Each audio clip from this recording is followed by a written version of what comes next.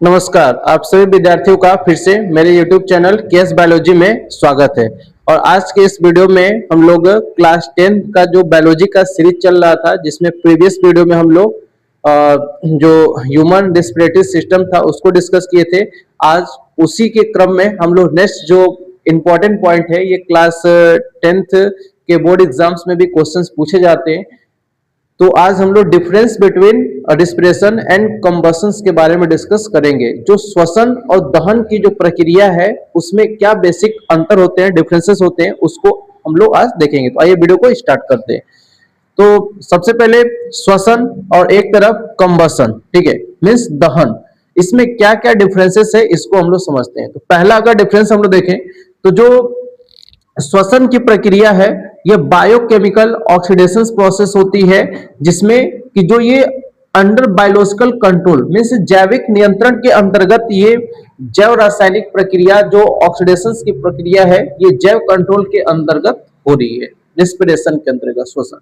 वहीं दूसरी तरफ जो कंबशन है, दहन है, इसके बारे में अगर हम लोग देखें तो ये अनकंट्रोल केमिकल ऑक्सीडेशन होता है, न कि बायोकेमिकल होता है। तो ये पहला अंतर याद रखिएगा कि जो कंबशन है, दहन है, यह अनकंट्रोल अनियंत्रित रासायनिक ऑक्सीडेशन होते हैं, न कि बायो। ओके, तो ये फर्स्ट डिफरेंस हो जाएगा।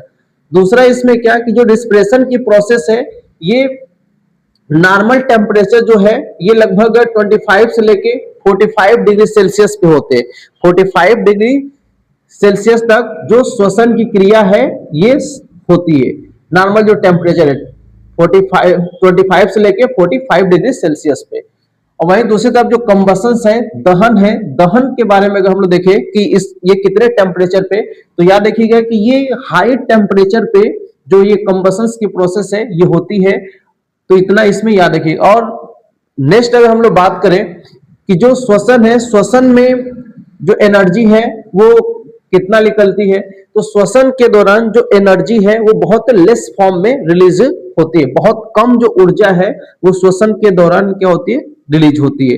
दूसरी तरफ जो कंबशन से दहन है, दहन में बहुत अधिक जो ऊर्जा है वो क्या होती है, उत्पन्न होती है ना। और जो ये ऊर्जा है ये हीट के रूप में, है ना, जो ऊर्जा है यह बोल सकते हैं कि जो उष्मा है ना, जो हीट है, हीट के रूप में बहुत अधिक जो ऊर्जा है वो क्या होती है, उत्पन्न होती है कंबशन के प्रक्रिया में, दहन के प्रक्रिया में।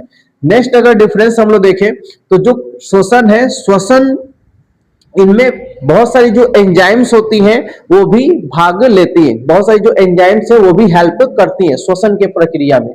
लेकिन जो दहन है, दहन के प्रक्रिया में कोई भी जो एंजाइम्स होती है उसकी आवश्यकता नहीं पड़ती है। ठीक है, ये भी एक अंतर हो जाएगा। नेक्स्ट और आखिरी अंतर के बारे में हम लोग बात करें तो जो श्वसन है, श्वसन में एनर्जी प्रोड्यूस होती है ना, वो एटीपी के फॉर्म में, adeno triphosphate, adenosine triphosphate, adenosine triphosphate के रूप में जो ऊर्जा श्वसन में उत्पन्न होती है वो एटीपी के फॉर्म में स्टोर हो जाती है।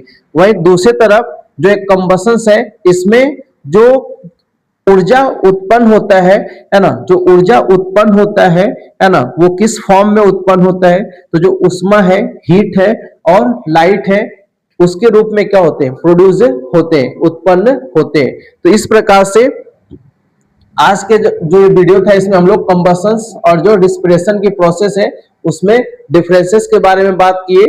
तो आई थिंक आपको समझ में आया होगा। मिलते हैं हम लोग नेक्स्ट वीडियो में, तब तक के लिए धन्यवाद।